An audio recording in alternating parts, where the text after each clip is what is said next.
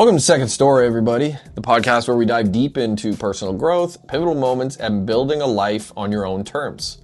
Today, we're sitting down with musician and YouTuber Jacob Restituto, a creator who's mastered the art of turning a passion into a career. With over 150,000 YouTube subscribers and a thriving music journey, Jacob's here to share his insights on creativity and what it really takes to grow. Let's get into it.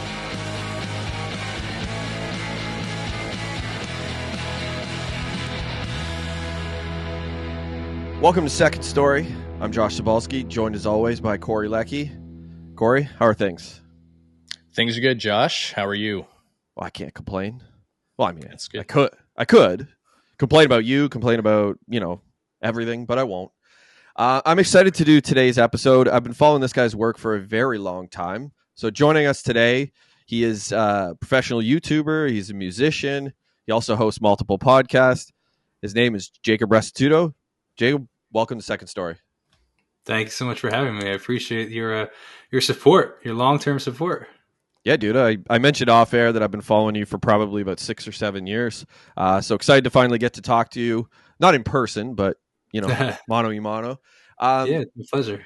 Yeah, so we are Second Story. We talk to people who have gone through major changes in their life that sent them down a different path, whether it be by chance or what have you. And Jacob, we would love to hear that moment in your life or that change in your life that was pivotal for you. So if you would like to share your second story with us.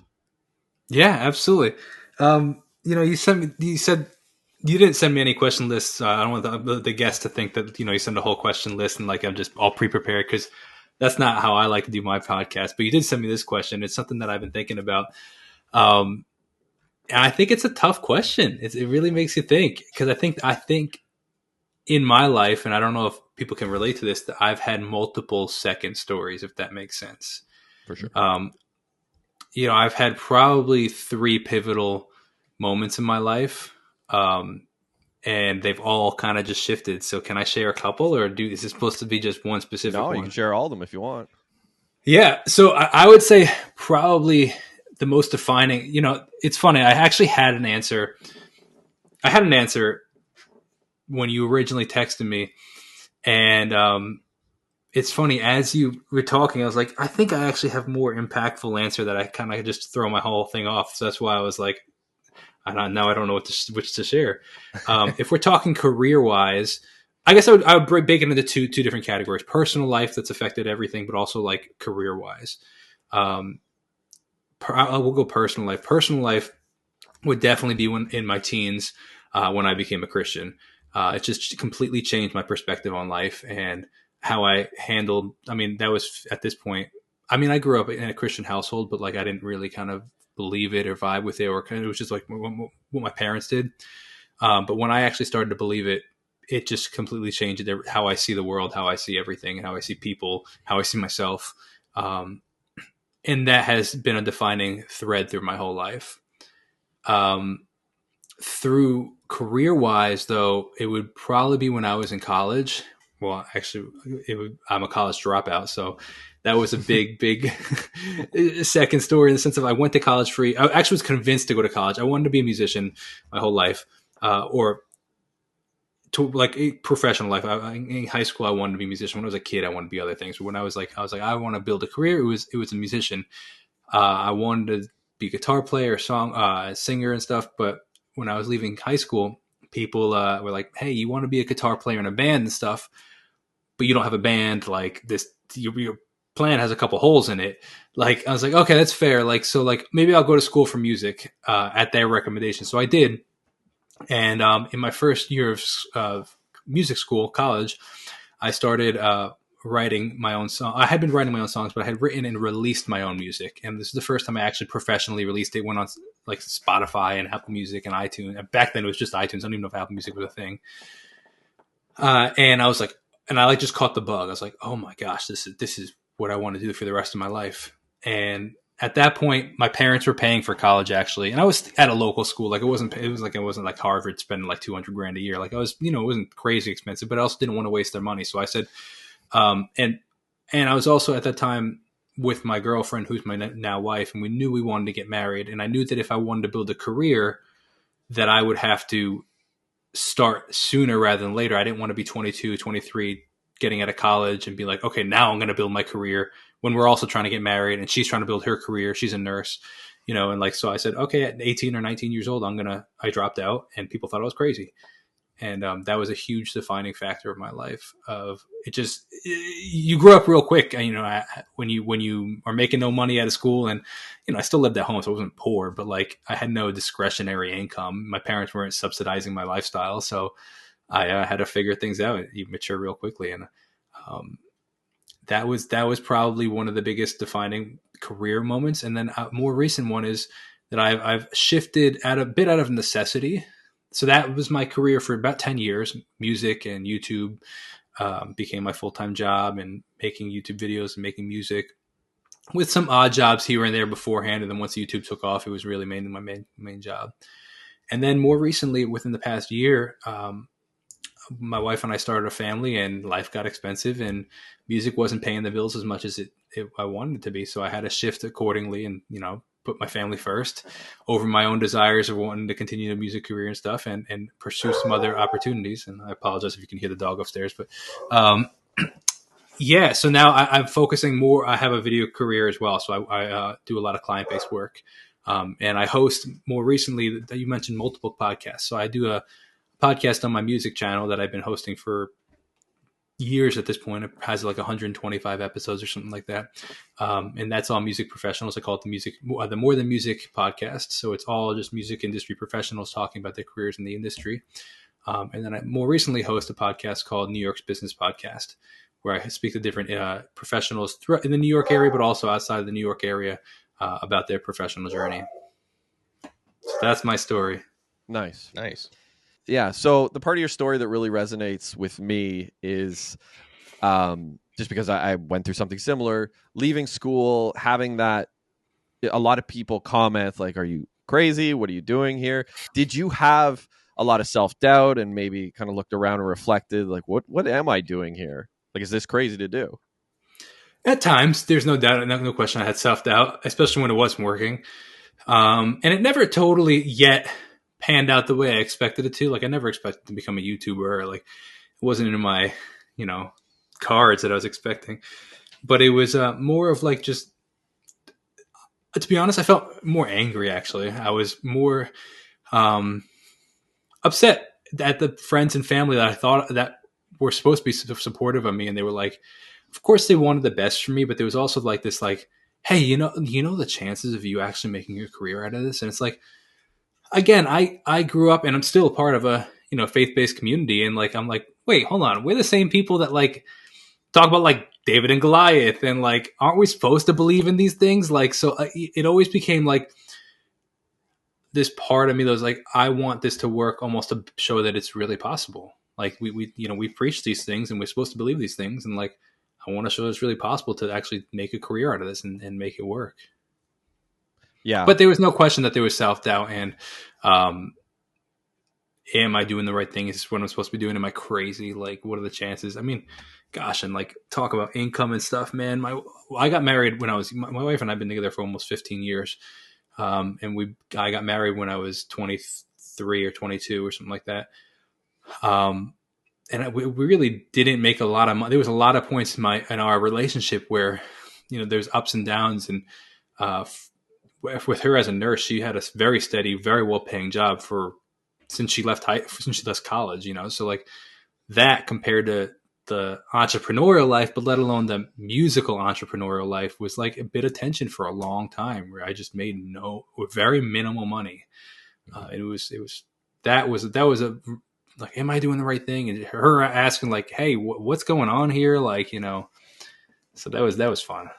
Yeah, I would imagine. So Corey and I both went to film school and worked in the film industry. And so we know we'll call it the creator's journey, or the entrepreneurial journey of not making a lot of money when you're kind of starting things out. I was actually in journalism before I went to film school, and I left journalism, dropped out, same as you. And I faced a lot of that doubt, and I felt very similar to you. I had a lot of anger, actually, that people had pushed me to actually go to school for journalism, because I always wanted to be a hockey broadcaster. So it was actually broadcasting /journalism school. But a lot of people had pushed me in that direction to go, and I never really wanted to go to school for it. It was one of those things where I felt a lot of external pressures. That was where my anger felt from. And then when I fell in love with film and like going to school for film, which is where I actually met Corey, I felt a lot of like I wanted to prove people wrong, and I'm now 40, still trying to prove people wrong. So I can appreciate the spirit of that. What was the big break for you sort of going into YouTube, or what made you actually get into YouTube? What was the backstory there? Oh, it all stemmed from the fact of I used to play these gigs at restaurants and bars and local shows and stuff. And I realized like, this isn't 1974 anymore where like teenagers are going to the local show to see the local band. It like people don't do like, when was the last time anybody's been like, oh yeah, this Friday night I'm going to see this local up and coming band? Like nobody does that. If you go to a concert, you're going to go see like the major artists that are playing at like these large arenas or stadiums. So that was a revelation. And also the fact of like, I realized that there was a lot more fish on the sea than there are in like the local bar. And the chances of being discovered like the Justin Bieber of like, oh, this guy's really good, let me sign him a record. Like that's just not how it works anymore. The music industry is not interested in. Back in the day, you used to find a relatively talented a group if they had great chemistry, and then you'd be like, okay, I'm gonna develop them. That's what A&R was, or the A&D, artist development.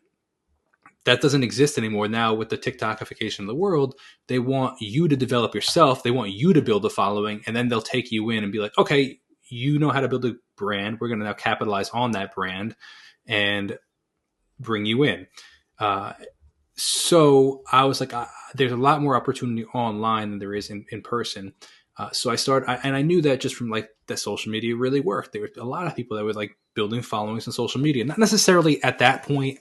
There weren't a ton. This is before, like pretty much just at the super, super beginning of TikTok. Like when I actually started it, it was called Musical.ly.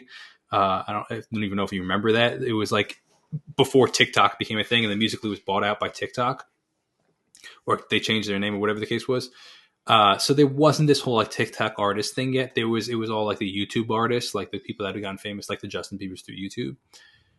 So I just knew that posting consistently was something that was necessary for any sort of online or any sort of career or industry. So I had decided that I was going to start posting on YouTube, on all social platforms, once per day. And that was in 2018, I think. And then the end of 2018, and then the start of, so I started end of 2018 and then consistently every single day in 2019. And then March of 2019, so about 3 months in, I had my first, what I call viral for me moment. I had like, I don't even know if I had 1,000 followers yet or subscribers, but I had maybe 300-400 at that point. And a video got like 3,000 views. And I was like, oh, when I'm used to like 100 to 200, 300, I'm like, this is crazy. Oh, one video got 3,000 views. Like, I can't believe this. Like, look how many, like, I've never had 3,000 people show up to a show, you know, like, so like the fact that I had the opportunity to now be in front of 3,000 people, I was so excited. I'm like, this, like, I really need to give my all to this. This is really what I need. So I really started pursuing it and streamlining my process so I could just continue to create. And I was making no money from this at this point, but it was like, this is how I get my name out there. And I continued to post all music related videos. So whether it be my own music, whether it be interviewing other people about their music, but the interviews didn't start for another year or two, whether it be about talking about other people's music, which is what the main of the channel became, because that's what worked the most, and making my own music. So at that point, I just really started pushing. Every day a new video came out. I don't know if it was 5 or 7 days. I think it was 7 days a week. I mean, I don't remember what it was when I first started. As it progressed, it was 100% 7 days a week. And then there were times where I would post several videos a day, just because I had streamlined my process so much that all I really needed to do was press record, and then everything was set up. I mean, I have a setup right here that it's all the buttons to turn on my whole studio. It's like, a little remote, one of these things. So like everything, I just run down this thing, and my whole studio, all the lights, the camera, these lights, the speakers, everything turns on. So like I just needed to press record, and I was able to crank out videos, and I would put out videos, and the more and more it was slowly growing. And I remember when I hit my first 1,000 subscribers, I was like, this is wild. I can't believe this. I never would have really thought this was possible. And so then I continued to produce, and then the pandemic hit, and at that point, I think I had 2,000 subscribers, and because everybody had become at home, I was already in the position of creating videos when all these people were like, "Oh, let me start creating videos." At this point, I had already been creating, and it just catapulted me. I mean, in 2020, I went from 2,000 subscribers to 20,000 subscribers in that 1 year. Wow. Yeah, it's crazy. And then I think 21, it went from 20 to 100,000. Wow. And something like that. So it was definitely that snowball effect. But it all comes back to like the consistent, hey, I know I need to get out there. So how am I going to do that? What's the best opportunity? And just doing it consistently. A lot of people think, like, especially when YouTube was like my full-time gig and people were like, hey, like, I want to do what you're doing. A lot of it was like, I want to be where I want to do what you're doing. I'm like, yeah, but like, go back 3,000 videos and see what it looked like in 2018 when I was filming on my iPhone, and it was high, and I was talking to the camera like this, and looking down. Like, you just start with where you are, and like you see this whole setup and the studio and the lights, and yeah, it's at this point 7 years of consistently doing it every day, investing a little bit of income here, a little bit of income here, and slowly growing it. Yeah, that's great.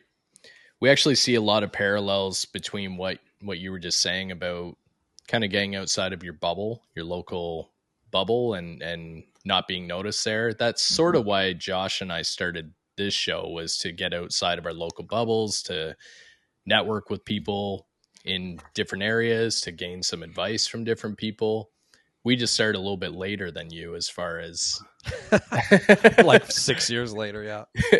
Like, you mean like in life as an age, or in like just post-COVID kind of thing? Maybe both. Yeah, maybe both. No, we were, Corey and I both kind of had literally our own second stories. I was talking to you about mine yesterday, through the pandemic, that sort of pushed us to eventually do this. And we sat on the podcast idea for like a year. We probably should have started sooner, but we're both kind of perfectionists. We're like, no, we need studios. And it was kind of all silly what we did, like microphones and the whole deal. But yeah, like we're literally at 1% of what you're at right now in terms of subscribership, which I was looking at yesterday. I was thinking that's kind of funny. We're almost identical, but we're 1% of you. And I'm like, looking at that, I'm like, wow, that's crazy to think. So that's like 1,500 subscribers. Like yeah, we're like 1,530 right now, or something around like, there. Is this podcast all you do on the channel? We do shorts. No. Well, yeah, but like all related to this podcast, though? Yeah, it's all related to the branding of Second Story. Dude, like that's phenomenal. Like, for a podcast to grow that size is like really, really good. Part of the reason like my channel only grew as well as it did, I guess, is two reasons. One, I think it has a lot to do with the creator and with how the creator puts themselves out there and the quality of the content they're putting. But another thing that, because what I'm about to say isn't true for everybody, but part of the reason I was able to grow it is I was really just tying my name to these larger names. So like for the music breakdown videos that I was doing, I was just tying my name to a larger artist and saying, hey, this is how so-and-so made the song. Now, I used the knowledge that I had as a musician to break it down and say, this is how they did it. This is the kind of instruments. This is the kind of music. This is kind of this. I'd analyze a song. So that was my part of it. But I was tying my name to somebody else where they were looking for them, not necessarily for me. And then they stayed for me and my personality. But for you guys to build up a podcast for 1,500 people, like subscribers, that's huge, man. That's great. Good for you guys. You should be really proud of that. Thanks, dude. Well, we've been taking a bit of what you're saying as far as a model and trying to be consistent with putting out videos. We put out shorts, usually around growth and, change in your life or business advice or, different things that are near and dear to us, I guess, is what we're trying to put out. But yeah, it's definitely a grind. Like you gotta, gotta be doing it. There's constantly no question to grow. about that. Right. Which is also part of the reason that like I stepped away from YouTube as much as I still post, but not as, there was one time I was posting like 20 videos a day. It was crazy. Like all these reactions and vlog. I have over 1,000 vlogs on my channel. Wow. Like I did it for so long and I did it for so hard. I'm also like, my personality is more of the extreme habitual personality that once I get into the habit, like it's hard for me to break the habit. So like when I started vlogging, I started in 2020, and then I pretty much vlogged every single day for like 3 years, and that adds up quick, Yeah. So like but there became a point where it became unenjoyable, where I was like, I don't want, now which is crazy to say, but like the thing that everybody wants to do became a job. And I was like, I don't want to go into the studio and film these videos. Like it's just because it wasn't, it turned into something that I didn't want it to be. It wasn't about the joy anymore. And it became about like, okay, how is this video going to get views? Which, because at that point it became a full-time job. So I need the videos to get views because I need to make money. Because if it wasn't like, oh, let's just do something fun just for the fun of it, because if it got no views, I didn't make money and I have a mortgage to pay. So it's like, I had to find that balance of like, what's going to do well on the channel and what's actually going to make money, or what I want to do. And a lot of the times what I wanted to do wasn't necessarily going to make money. And then it became a grind of like, okay, now I'm just doing this for the views or for the money. And like, it becomes miserable really quickly. Yeah. Yeah. I've actually noticed a lot of the YouTubers that I've followed for years, usually around the videography space, because that's my interest.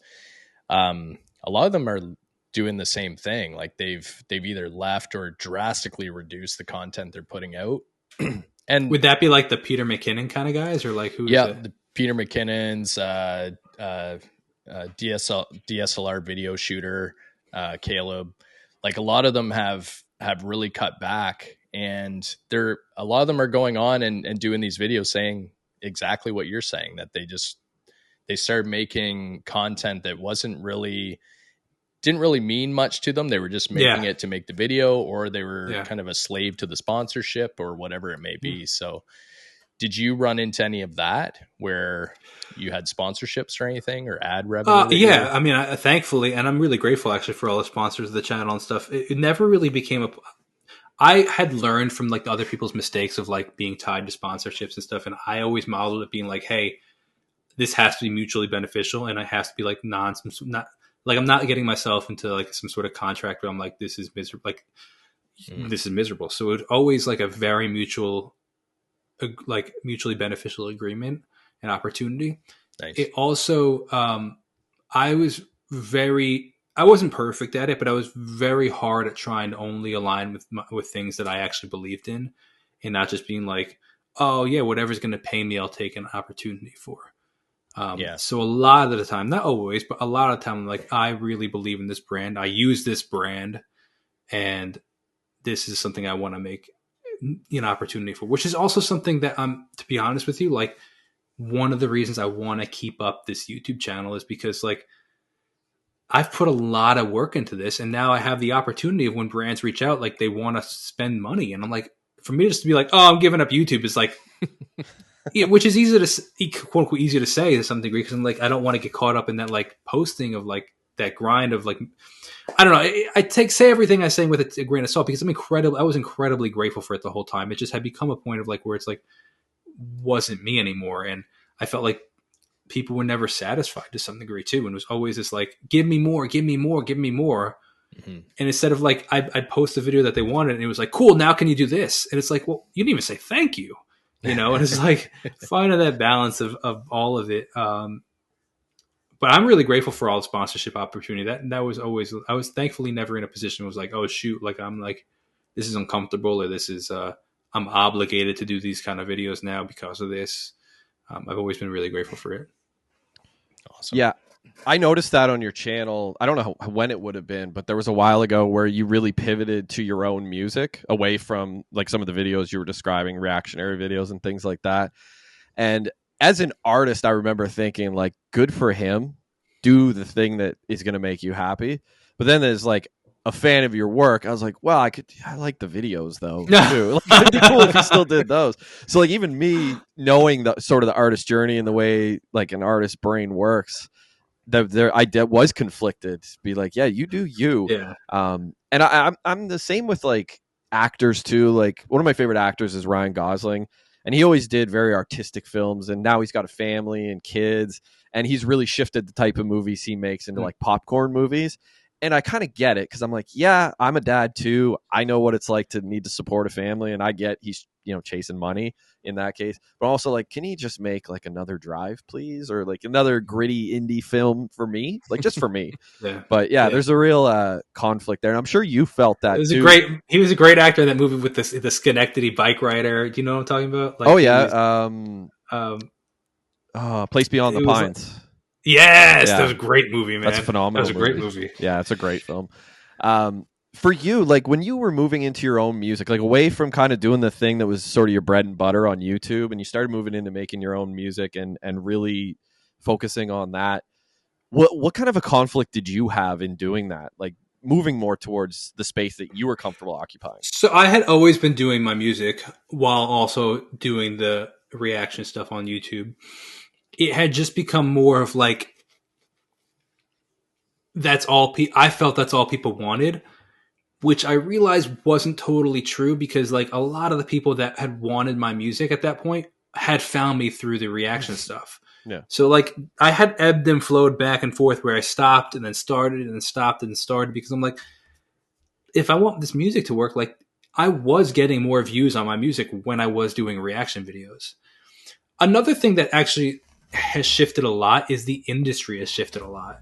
Like I had stopped and started, back with stopping reactions and starting reactions and stopping reactions and starting a couple of times, because I do enjoy them. It just, I think I did them in excess. And then I think that, so when I started doing them from what I wanted to do, to be honest with you, like it just wasn't the same. The viewership wasn't the same. The community wasn't the same.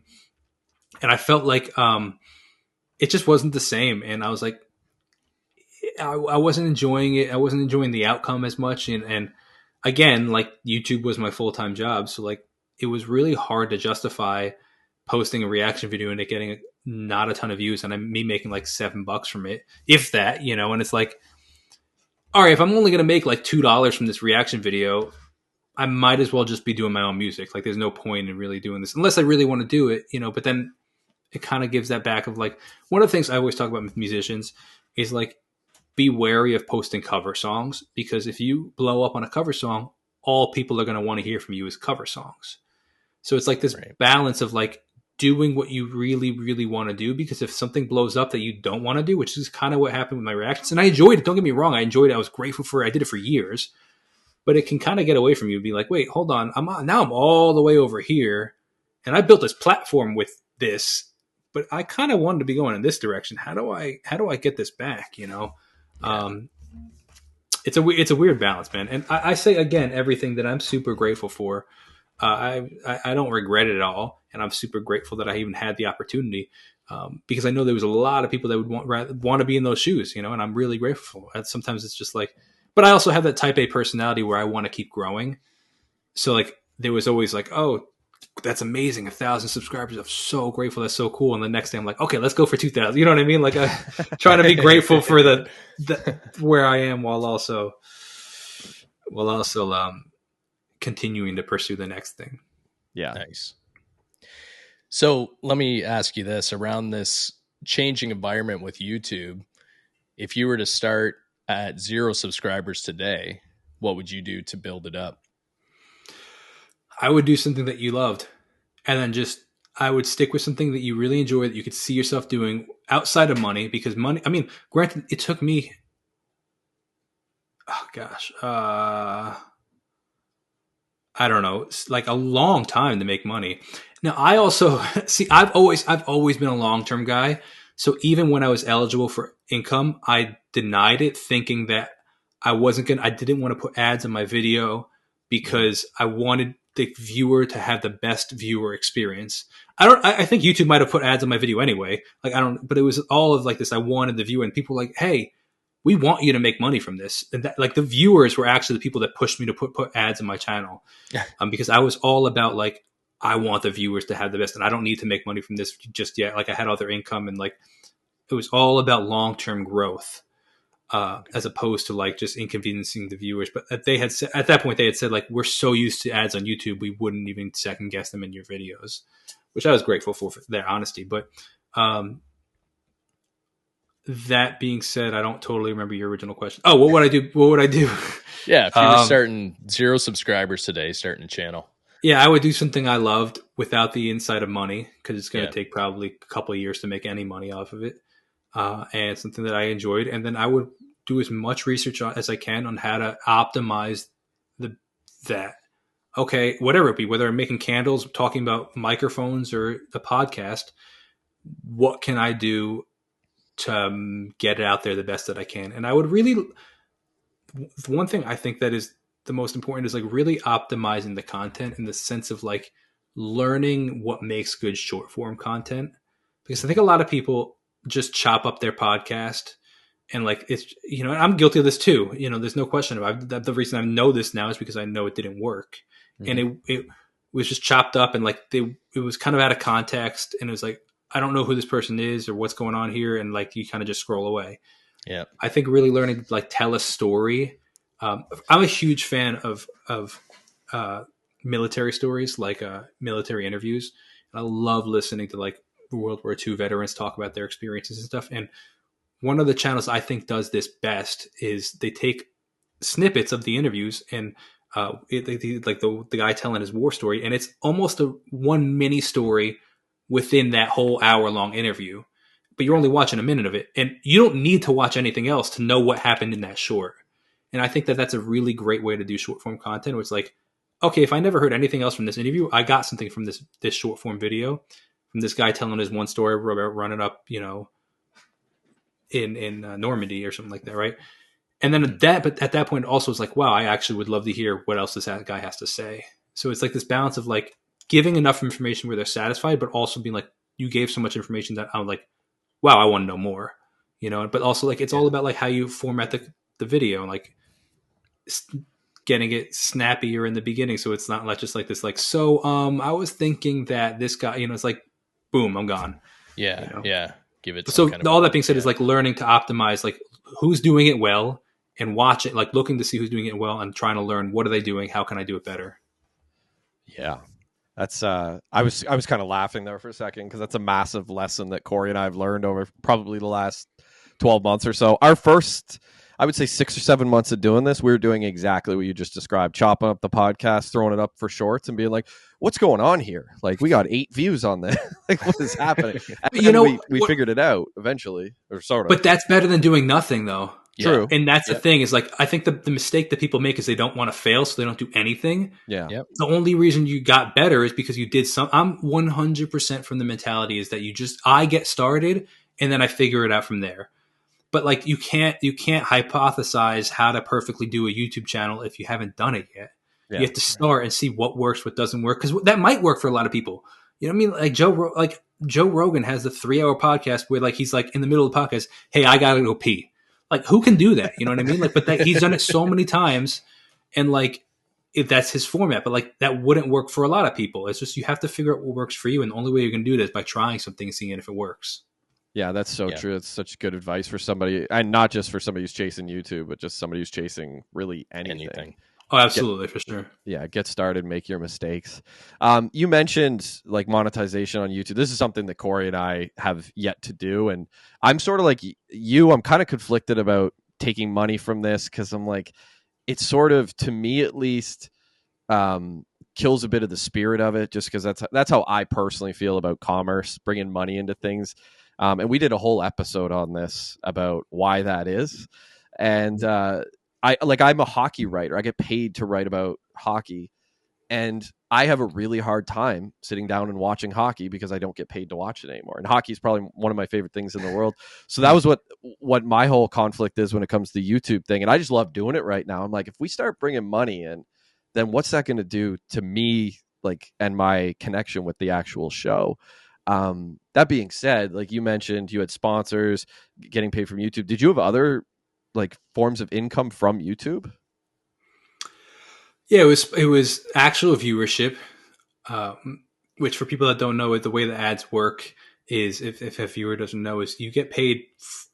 An advertiser like Coca-Cola will pay YouTube to advertise on YouTube, and if they deem it fits your demographic, they'll show it on your channel, and then YouTube splits that income. So, for example, say Coca-Cola pays $10 for 1,000 views, you'll get $5 and YouTube will get $5, which is actually kind of insane to take 50%. But that's completely beside the point because there's nothing I can do about that. I'm still grateful that I even got the 5 to 50%. Yeah. And it all depends on your viewership. So like, for example, like the best demographic or one of the highest paying demographics is the 40-year-old woman with like 2 kids, because she is the person, she's typically the household income decision maker. Well, like even if the husband is the money maker, or she might have her own job as well, like she's usually the ones that does the shopping. So she has the power of the money. So like a toothpaste brand is way better at marketing, way better off at marketing to her than at the husband or at the kids, because she's the one that's going to the grocery store and actually making the purchase. So it's all depending on who your actual demographic is. It also depends on how much money you make. So 1,000 views could be very, very different for an entertainment video versus a music video versus a finance video, like versus a gardening video. All those, for 1,000 videos, one can make $5, one can make $15, one can make $3, and one can make no money. It's all depending on who your viewership actually is per 1,000 views. So that's how I made money from YouTube. Also, I had members on YouTube. So like people, like you could make a membership group where I didn't provide anything specific. It was just if you wanted to support the channel. I had a Patreon. Again, some of it was to provide specific content. Some of it was just like, hey, if you want to support me further. I had sponsorships. And I will let you know if I remember if there was any other likes. You had merch too, I remember. Oh, I had merch. Yeah. Merch never made a ton of money, but I did have merch. Yeah, I remember that. Nice. Yeah. Was that the Tudo? I think I saw that, the Tudo hats. And Yeah. Tudo, or I had the branded number 10 for a long time. Yeah. Okay. Cool. I know we're a bit short on time, but I just wanted to go back. I could probably have another like 10 minutes if that's good for you guys. Yeah, that sounds good. I just wanted to go back to kind of the beginning of your story there. I know I'm taking a big circle back here, but you had talked about being kind of low on money and trying to get through, but then still trying to pursue your dreams. What did that do for you? Like having to go through that bit of a struggle, what does that do for you now in your current position and kind of being a little more established? Sure. It's funny because like in those desperate times, it kind of makes you a little bit more scrappy. So as things become a little more comfortable, it's like you kind of get a little bit more complacent.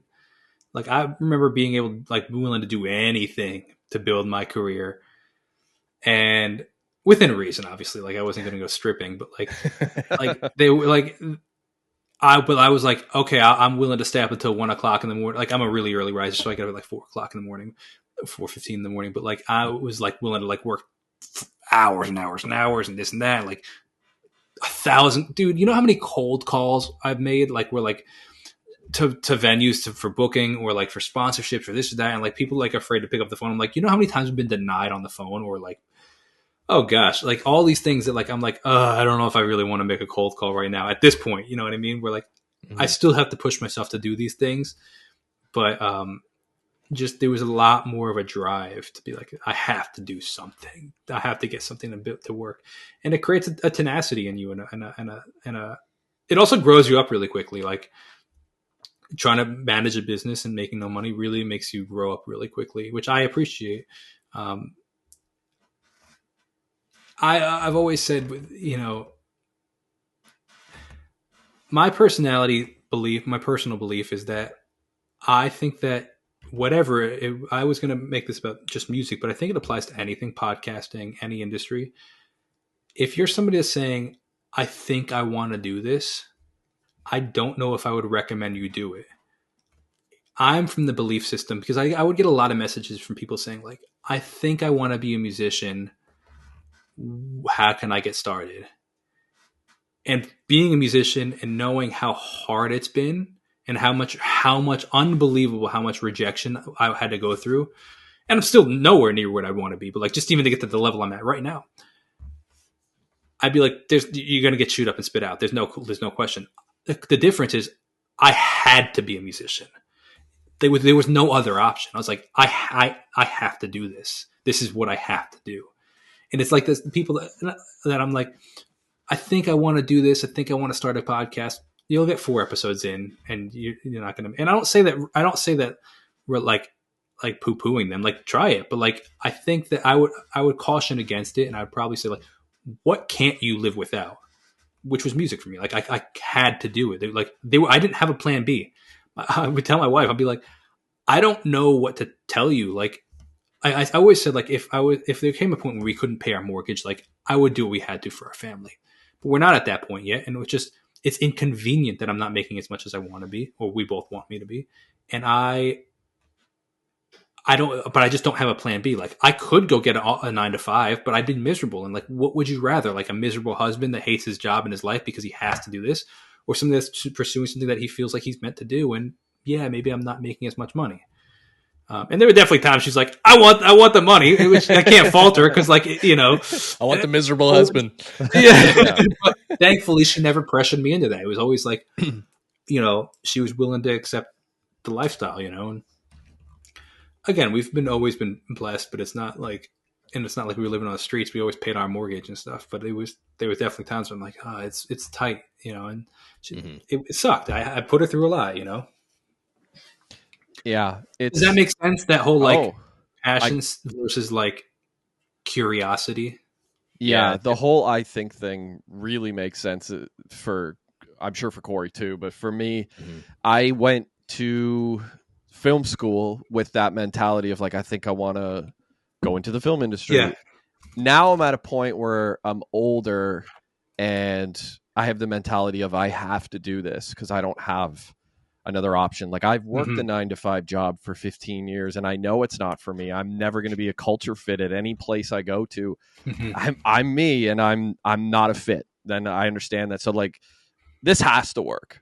I have to do this. So I completely that's get that exactly mentality. what I'm saying. Yeah. Yeah. And that's why you built I'm really impressed that it's 1,500 subscribers, man. Like, that's really, really hard to do as a podcast. Like, really hard to do. So like, you should be really, I don't know if you are Is or not. Well, that's good to hear, man. That's great to hear. No, like, that's like 1,500's legit. Like, I mean, I remember when I hit my first 1,000, I was like, I'm on top of the world, you know, but I also kind of piggybacked still on a lot of other, like, that's really impressive. Like, on a podcast by itself, like, and shorts are still part of the podcast. So like, when you said like, oh, we do shorts, no, it's still a podcast. Yeah. That's huge, man. Like, it'd be a different story. Like, if you were like, oh, we do this, like me, kind of like, oh, I do the podcast, but I also like do reaction videos that like piggyback on other people, and the reactions really building the channel more than the podcast. Like, 1,500 subscribers on the podcast is what's like the average viewership that you guys get per episode? It depends on the guest. It's usually in the range, like between audio and video, it's like 400 to 500. That's phenomenal, man. Oh, cool. How many episodes have you done? There you go. You will be 35-ish, I think. So I'm curious how you guys are marketing so I'm going to now pick your brains if that's okay. Can I pick your brains? Absolutely. So I have my New York's Business podcast, and it's going extremely well on Instagram, but it's not kicking off on YouTube yet. And I'm curious, you know, your perspective on how you guys grew your podcast channel. Well, similar to what you were saying as far as like guests, right? We do sort of pick and choose the guests that really fit the model we're going after. But we've had a few guests. I mean, we had Chris Crone on here. He's, you know, over 1 million subscribers on YouTube. Like, we have picked a few guests that fit the model, but then are also fairly big guests. Now, that being said, Chris Crone's episode didn't do great. It didn't do great. Isn't that ironic? You That's think weird. that sometimes some of these really great, like, oh, so-and-so, like, and they kind of like tank. And it's like, wait, I thought this was going to do so well. And then there's kind of the no-name, like, but they just are good on camera. And it's like, just great video did stories. Like we've had some that were just amazing stories, right? Yeah. And that helped. And, you know, we've utilized those clips from the episodes to make shorts. But then I think the biggest change for us and where we've seen the most growth is when we started talking about kind of our niche now, which is personal growth and self-development. Once we start getting into that, and gearing our shorts around that, it's definitely grown more in that regard. So, and then being consistent, cool. Like we've put out, I think like 300 videos or something in the last year, right? Yeah. Like shorts included in that? Or Shorts like, included. Yeah. Like episodes, I think were about 35, but shorts were, yeah, I mean, this shorts is a and video a day, episodes period. we're probably over 300 now. See, the thing is, like, it's just all about consistency, man. It's all about consistency. So I'm curious. I want to hear if it's okay. If it's is this conversational? You're supposed to be asking me. No, this is fine. No, it's conversation. It's all conversation. Absolutely. Yeah. So I want to hear more about your perspective on not monetizing. I found that really interesting. On mine? Yeah. Yeah, Corey does want to monetize. So this is like, we have very few disagreements around the show, but I don't feel we're ready because I feel I want to build the audience. So to build when the you brand. say monetize, what does that mean? Like take money for the show and put sponsors How? and stuff on it. Okay. And yeah. And What about ad revenue? yeah, kind of the same idea. Like we I believe technically could go to YouTube and take ad revenue from YouTube. Yeah, it's 1,000 subscribers and 4,000 watch time hours, I believe.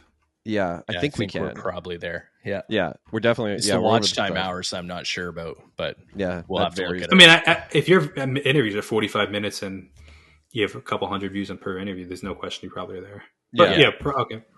Yeah, so for me, the main hiccup is definitely around like the fact that I write about hockey, and ever since I started making money from writing about hockey, I've lost my love for hockey. And I don't really want to lose my love for this so early on. Yeah, like we did a whole episode around this, like I mentioned before, where we just talked about like, why is that? Why do you lose your love for something when money get involved? Can you send me that episode? I'll have a drive after this. I'll listen to it on the drive. Yeah, for sure. What's that called? Was that the Region Beta paradox, or was that the Region Beta is where it's the overjustification. It's called the overjustification effect. Yeah, where you you receive a benefit for something that you love, and then you kind of fall out of love with the thing. So that's basically what happened for me. So I do worry, like we're so early. We've only been doing this podcast for about 18 months. And I do worry, like, are we going to fall out of love with this thing if we start making money for it? Like, we're in the infancy of this thing, and I do want to build it to be like our eventual careers. So yeah, that's my big fear around it. Whether that's silly or not, I don't know, but that's how I feel. No, that's why I'm curious about it, because it's really interesting, because I agree and disagree with you at the same time. Yeah. Because I'm like, no, definitely take money for it if you're eligible for it. Because if you want to build, you can reinvest that money into the podcast, right? But on the flip side, like I keep saying. But on the flip side, as somebody that did take money, like there was a long period of time where I did YouTube, and I had side income, and it was just supplement. YouTube was my supplemental income, right? And as soon as it became my full-time income, it wasn't necessarily about what I wanted to make. It was about, I need to make money. Yeah. Right. And that became a job. And it was like there was so much pressure on like, is this video going to do well or is it not going to do well? Cause I don't have any sponsors for this month. And that, like that was a lot. The sponsors are amazing with the amount of money they can pay. And when you don't have one, it's like really noticeable, financially. So on the flip side, it's like, that's why I wanted to hear more about it, because I totally relate to that. It's like, oh yeah, there's a lot of pressure on this. Doing well or not doing well, or how do you justify having a guest that has a good story but doesn't have the social following behind them, that nobody's really going to care about who they are. Yeah. If you need your podcast to do well, how do you justify having them come on? It's a great point. Mm-hmm. Yeah, we've had that conversation before. Like, is this a person we want to talk to because they have no following? And the story's got to be like exceptional. But yeah, that's something that we already. But that becomes even more of a consideration when money's involved. Yeah, for sure. Yeah, that's a really interesting. As somebody, the reason I'm so intrigued is because I'm in the same boat starting this new podcast, where have been looking for sponsors and like how I want to grow this podcast, and it's been going so exceptionally well that I can see it becoming my full-time gig in like a year or so. Mm-hmm. But that's something to consider. Yeah, you're right. Like it's that kind of like carrot, like the carrot and the stick kind of mentality is if the horse ever gets the carrot, he stops walking, and it's really interesting. I don't know. You kind of got my wheels turning, man. I'll give, I know we're really up against it for time, but I'll give one other perspective. There was a show that one of our guests on this show did in Thunder Bay, which is like a northern Ontario town. And the guy who hosted the show, his name was, the show was called The Michael Elated. He built this podcast up in Thunder Bay and had local sponsors in the little town and all this stuff. Moved himself into a nice studio, was spending a lot of money on like the production of the show, and then lost 2 sponsors, gone, show done. And I remember just being like, well, that's a cautionary tale for me. Like, don't blow your thing up. Don't overextend yourself because you're making money and all these things. So I do look at a lot of the cautionary tales and I'm like, there's lessons to be learned from seeing other people do, the thing before you. So that does play into my mind too, because I am a very risk adverse person. So I'm a huge risk taker. So is Corey. Yeah, me too. I used to be. I'm not anymore. I took too many risks. Fell on Look my at my investment account. You're like, oh, hey, okay, take it back a sec. Yeah. I used to be that way. Moving across the country with a bag, just a bag on my shoulder, and then moving back a year later because I fell on my face. Those were my risk take days in my early 20s. But I know we're up against it for time. I do want to, Corey, do you want to ask the question we always ask?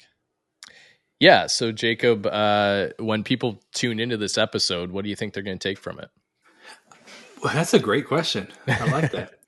But I would just say that it's all about doing what you love as opposed to making money. And as somebody that has made money, it took away the thing. It took away the joy of doing what I actually love, and finding that balance of like, how can I be creative while also making money and to some degree, there's a part of me that wonders with my music career is like, I want to be on the radio playing Madison Square Garden.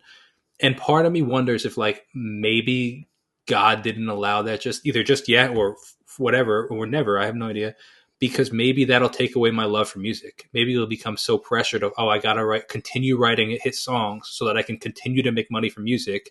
And it'll take away the actual love of writing or take away the actual love of touring, because that's what happened to YouTube is it became my full time. I loved it. I was having such a blast. And then all of a sudden my mortgage was tied to it. And now I'm like, oh shoot, like how am I gonna, like, I have to make this work. And it took the passion out, it took the joy out of it. Mm-hmm. Yeah, I could see that. I hope that was I hope that does well as a short. No, that's good. And everybody out there, what he's talking about is the overjustification effect. So if you want to check out our other episode, the overjustification look at these guys, man. They got YouTube attacked up. They'll be at 10,000, 15,000, 50,000 in no time. Let's hope so. Jacob, where can people find you? Just my name. So my name's hard to spell. You can just type in Jacob RES and it'll come up on YouTube wherever you're searching. Or check out New York's Business Podcast. If you're a business owner and or an entrepreneur and interested in business, definitely check out New York's Business Podcast on all streaming platforms or social media. Awesome. Sounds amazing. Jacob, been a fan for a long time. It was a real pleasure to sit down. Thank you so much for coming on our show. And you guys haven't said it yet because sometimes it feels a little weird to say, but definitely subscribe to Second Story's YouTube channel and all their social media platforms and check them out and support their videos. They're doing some good stuff. Yes. Thanks a lot, dude. Thanks. Absolutely. Appreciate it. So thanks again for tuning in to Second Story. Flip the script, write your sequel. See you on the next one.